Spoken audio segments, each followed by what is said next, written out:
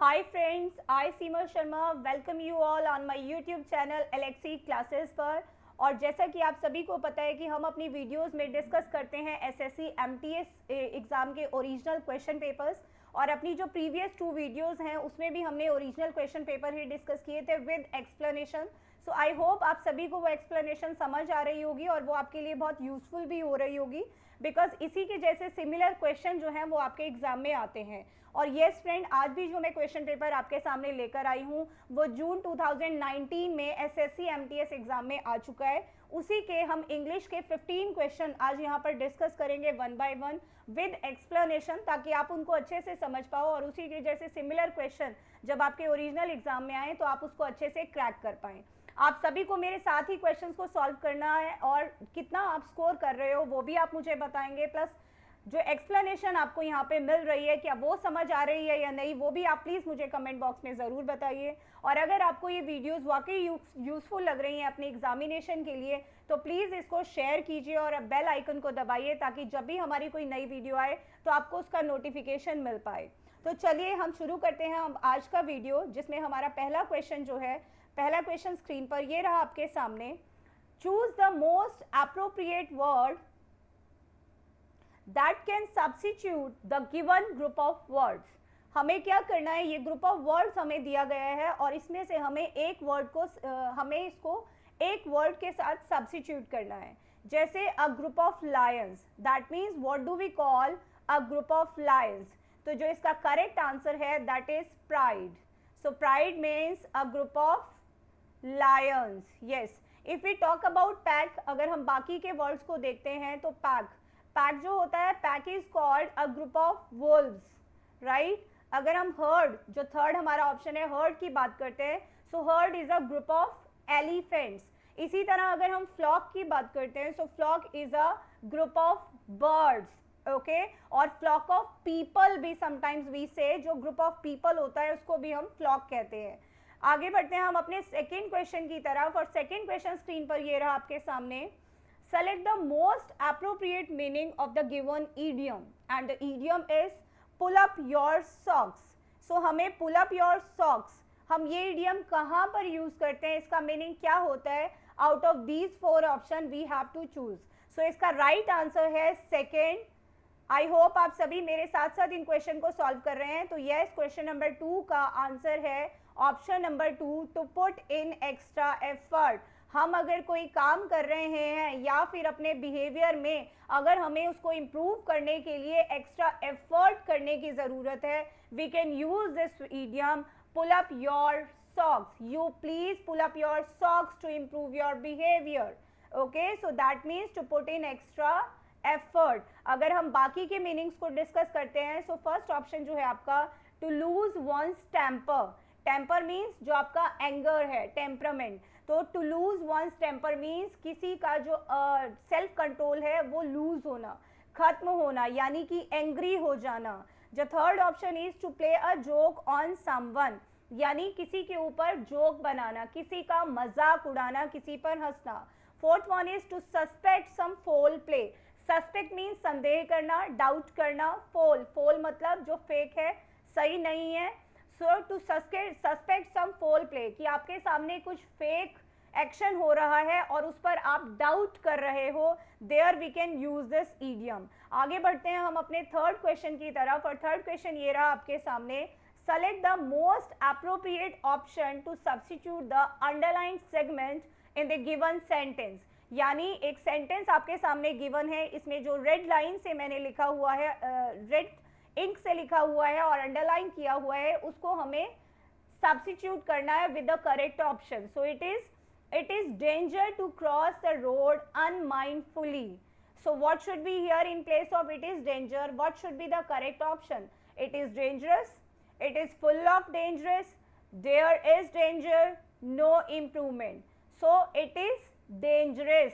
So right option is it is dangerous to cross the road unmindfully. अगर हम ध्यान न दें, हम केयरलेस होकर अगर क्रॉस करेंगे सड़क को, तो वो हमारे लिए खतरनाक साबित हो सकती है। So yes, it is a describing word, so it is dangerous. it is full of dangerous नहीं होगा, इसकी जगह क्या होना चाहिए था, it is full of danger. There is danger because we are not talking about any place here. अगर हम किसी प्लेस की बात करते तो we could say there is danger, but when we are talking about action कि it is dangerous to cross the road unmindfully. Okay, आगे बढ़ते हैं हम अपने नेक्स्ट क्वेश्चन की तरफ, और हमारा क्वेश्चन नंबर 4 ये रहा आपके सामने स्क्रीन पर. क्वेश्चन नंबर 4 है आपका, a person pretending to be somebody he isn't. यानी एक पर्सन जो प्रिटेंड कर रहा है. प्रिटेंड करना मीन्स दिखावा करना. प्रिटेंड कर रहा है जो कि वो नहीं है, that he isn't. So he is aristocrat, hypocrite, conservative और bureaucrat. So yes, right option is option number 2, hypocrite. आगे बाकी के हम 3 वर्ड्स पे डिस्कस कर लेते हैं. Aristocrat. Aristocrat means the one who rules. एक व्यक्ति जिसका सिंगल शासन चलता है, जो इंजॉय करता है अपनी उस पावर को, ही इज अरिस्टोक्रेट.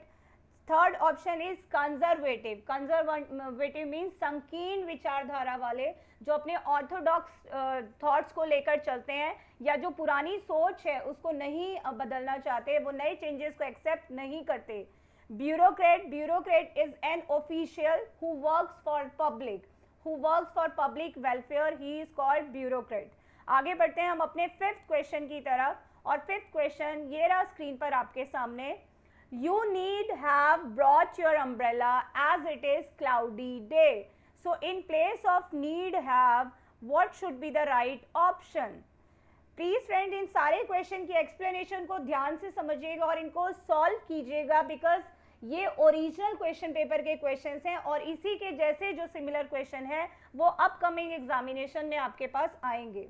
तो आप प्लीज अपने आप को असेस कीजिए कि आप अभी कितना स्कोर कर पा रहे हैं. So what should be the right option? You need have brought your umbrella as it is a cloudy day. जैसा कि आज क्लाउडी डे है तो आपको अपना अम्ब्रेला क्या करना चाहिए था. So can have is wrong. Okay, can और could we cannot use. First of all हमने eliminate किए incorrect answer. Could has यहाँ पे बिल्कुल भी नहीं हो सकता, because we never use has with could. Okay, can have. You can have brought your umbrella as it is a cloudy day. क्या आप अम्ब्रेला ले सकते हो जैसा कि क्लाउडी डे है. तो ये भी हमारा अप्रोप्रिएट नहीं है अगर हम इसको थर्ड ऑप्शन के साथ कंपेयर करेंगे. So what should be here, you should have brought your umbrella as it is a cloudy day. Should means suggestion, एक एडवाइस दिया जा रहा है. हैव, शुड हैव, बिकॉज यहाँ पर क्या है, थर्ड फॉर्म है आपकी. कुड हैज ब्रॉट तो नहीं होगा यहाँ पर, कैन हैव ब्रॉट भी नहीं होगा. So it should be you should have brought umbrella, because with have, has, had we always use third form of action. So should have action third form, it becomes लाना चाहिए था. So you should have brought your umbrella as it is a cloudy day. आपको अपने साथ umbrella लाना चाहिए था क्योंकि आज जो डे है वो बहुत क्लाउडी है, आज बाहर बादल हैं. आगे बढ़ते हैं हम अपने 6th क्वेश्चन की तरफ, और 6th क्वेश्चन ये रहा आपके सामने. Select the most appropriate meaning of the given idiom. और idiom क्या है आपका, I wash. अब हमें I wash idiom का meaning सर्च करना है. A problem, a fact, a solution or a deception. So yes, I wash का जो right option है that is option number 2, a fact. Okay, a fact मतलब सच्चाई को सामने लाना, किसी भी केस को इन्वेस्टिगेट करना ताकि जो उससे कंसर्न लोग हैं उन तक राइट इंफॉर्मेशन पहुंच पाए. There we use this idiom eyewash. अ प्रॉब्लम नहीं है, अ सॉल्यूशन नहीं है, डिसेप्शन. डिसेप्शन मीन्स एक धोखा, वो भी नहीं है. सो the right answer is option number 2. आगे बढ़ते हैं हम अपने क्वेश्चन नंबर 7 की तरफ, और क्वेश्चन नंबर 7 ये रहा आपके सामने स्क्रीन पर. Select the most appropriate synonym of the given word. Synonym means the similar word. तो अब similar word आप यहाँ पे सर्च करेंगे. Benevolent, miser, cruel, malevolent और generous. So first of all we should know the meaning of it, तभी हम उसका similar word ढूंढ पाएंगे. So benevolent means the one who is kind, the one who is helpful to other, the one who is polite to other, the one who is kind to other. So yes, the right option is option number 4, generous. Generous means उदार, जो लोगों के welfare के बारे में सोचता है, उनकी हेल्प करने के बारे में सोचता है। माइजर, अगर हम बाकी के तीनों वर्ड्स के मीनिंग को डिस्कस करते हैं, सो यस, माइजर का मीनिंग होता है कंजूस, क्रूअल मतलब निर्दयी, the one who is not polite to other people at all, malevolent, the one who thinks about doing something bad to others, किसी के साथ कुछ बुरा करने के बारे में सोचने वाला, he is malevolent. Next question is question number 8। Question number 8 ये रहा आपके सामने स्क्रीन पर। They sat by the river bank with their legs dash in the water. So I guess it's very easy for you, और आप सभी ने ये कर भी लिया होगा। Remaining, swimming, washing, dangling. So they sat. Sat is a second form of sit. वो बैठा था by the river bank. Bank means नदी का किनारा। So वो they sat by the river bank. वे बैठे थे नदी के किनारे पर with their legs. अब अगर वो नदी के किनारे पर बैठे थे, so they cannot swim. तो यहाँ पे स्विमिंग वाला जो आपका ऑप्शन है दैट इज एब्सोल्युटली इनकरेक्ट। इसी तरह washing, because nothing is written here कि वॉशिंग क्या करे थे, with their legs washing in the water, no we can not do it. Remaining, remaining मतलब बाकी रह जाना, बचा हुआ, that is also incorrect. So the last option is dangling. Dangling मतलब लटका कर। They sat by the river bank with their legs dangling in the water, यानी वो अपनी जो टांगे थी वो लटका कर नदी के पानी में अपनी टांगे लटका कर नदी के किनारे पर बैठे थे। Next question is or question number 9। आगे बढ़ते हैं हम अपने क्वेश्चन नंबर 9 की तरफ। क्वेश्चन नंबर 9 है आपका, a 12-year-old boy drowned in a pit dash up for the coastal road project. A 12-year-old boy drowned, the meaning of drowned is, yes, drown means डूबना, and drowned is the second form of drown, in a pit यानी एक गड्ढे में। so a 12-year-old boy drowned in a pit, एक जो पानी से भरा गड्ढा था उसमें वो गिर गया। dash up for the coastal road project, जो एक रोड प्रोजेक्ट के लिए बनाया गया था। तो अगर आप इसको ध्यान से देखेंगे तो यहाँ पे dig और digs, we cannot use dig or digs, why, because they both relate present, present की ही बात करते हैं हम, डिग और डिग्स। तो डिग और डिग्स दोनों ही इनकरेक्ट आंसर हैं, ये दोनों ही एलिमिनेट हो गए। Why, because already we have used here action second form. Action second form means we are talking about past. अब अगर हम पास्ट की बात यहाँ पर कर रहे हैं तो we can not use the actions of present, यानी डिग और डिग्स तो नहीं होगा। मोर ओवर यहाँ पर कोई कंटिन्यूटी की भी बात नहीं की जा रही है, दैट्स वाई आईएनजी भी यहाँ पर नहीं होगा। So we are left with one correct option and that is option number 4, dug. A 12-year-old boy drowned in a pit dug up for the coastal road project, यानी कि वो पिट जो कि उस रोड प्रोजेक्ट के लिए खुदवाया गया था उसमें वो 12 वर्ष का लड़का गिर गया। ओके, आई होप सभी ने राइट आंसर कर लिया होगा। आगे बढ़ते हैं हम 10th क्वेश्चन की तरफ, और क्वेश्चन नंबर 10 ये रहा आपके सामने स्क्रीन पर। Select the most appropriate antonym of the given word. अब एंटोनिम मीन्स अपोजिट वर्ड, अब तो आपको ये बहुत अच्छे से पता लग गया। Synonym is similar word, antonym is opposite word. सो अब हमें अपोजिट वर्ड किसका देना है, लिंगर का। So first of all we should be aware of the meaning of linger. So linger का मीनिंग होता है किसी भी काम को बहुत देर से करना।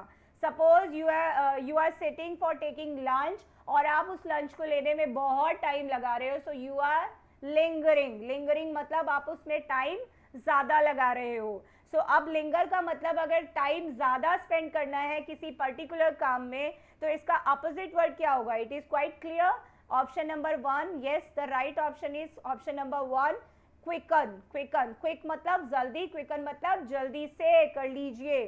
सो जल्दी से, सो लिंगर का जो एंटोनिम हुआ that is quicken. Stop, wait, defer. अब स्टॉप रुकना, वेट प्रतीक्षा करना, डेफर, डेफर मीन्स समथिंग जिसको हम पोस्टपोन कर देते हैं, आगे बढ़ा देते हैं। ओके, सो यहाँ पर लिंगर का जो राइट एंटोनिम है दैट इज क्विकन। आगे बढ़ते हैं हम अपने क्वेश्चन नंबर 11 की तरफ, और क्वेश्चन नंबर 11 ये रहा स्क्रीन पर आपके सामने। She had a bandage dash round her finger. She had a bandage, bandage means पट्टी। ओके, अब ये हमें सेंटेंस के मीनिंग से ही यहाँ पे राइट ऑप्शन हमारे माइंड में आ रहा है।